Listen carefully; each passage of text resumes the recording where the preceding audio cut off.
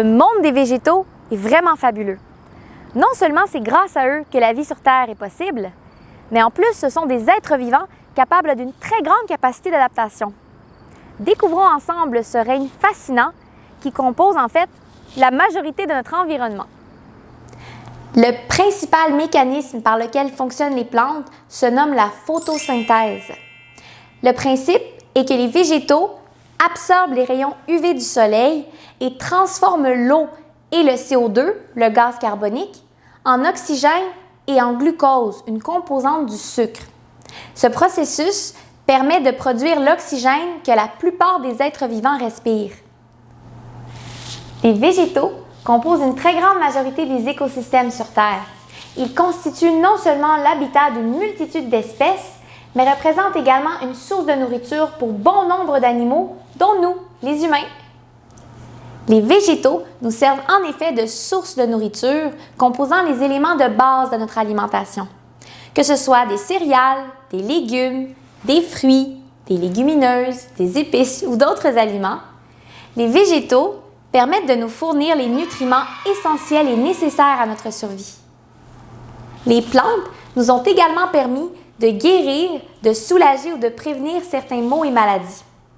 Saviez-vous qu'encore aujourd'hui, dans notre pharmacie, une grande majorité de nos produits sont constitués de plantes? Regardons ensemble certains de ces produits qui se trouvent dans ma petite trousse de pharmacie. J'ai ici un anti-inflammatoire et un analgésique bien connu permettant de réduire l'inflammation et la douleur. Savez-vous ce que c'est?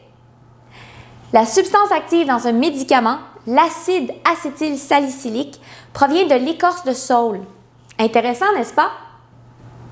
Ma lotion après soleil que j'applique sur ma peau après avoir eu un coup de soleil est faite à base d'aloès, une plante aux propriétés hydratantes et calmantes. Une autre crème que j'applique sur ma peau pour calmer les douleurs musculaires après que je m'entraîne est faite à base d'arnica. C'est une plante parente aux marguerites. Les Amérindiens utilisaient déjà l'arnica il y a de cela plusieurs centaines d'années pour calmer justement leurs douleurs musculaires, articulaires ainsi que les ecchymoses, les bleus. Vous savez la petite crème qu'on applique sur le torse lorsqu'on est malade et congestionné? Ce produit est fait de camphre car cette plante a des propriétés permettant de dégager les voies respiratoires. Saviez-vous qu'il existe même une plante qui permet de traiter certains types de cancers?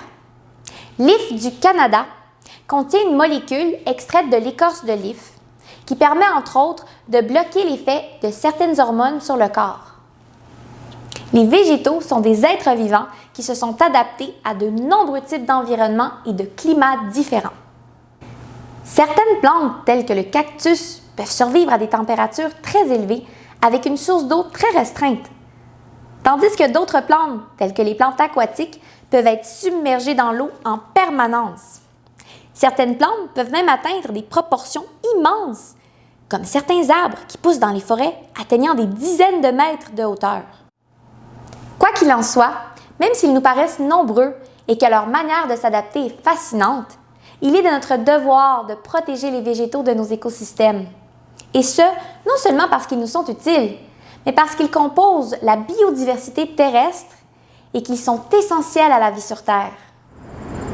Saviez-vous qu'il est même prouvé scientifiquement que la présence de plantes dans notre environnement contribue à notre bien-être et à notre santé, autant mentale que physique?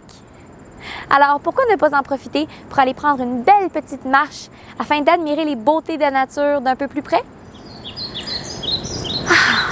Rendez-vous dehors!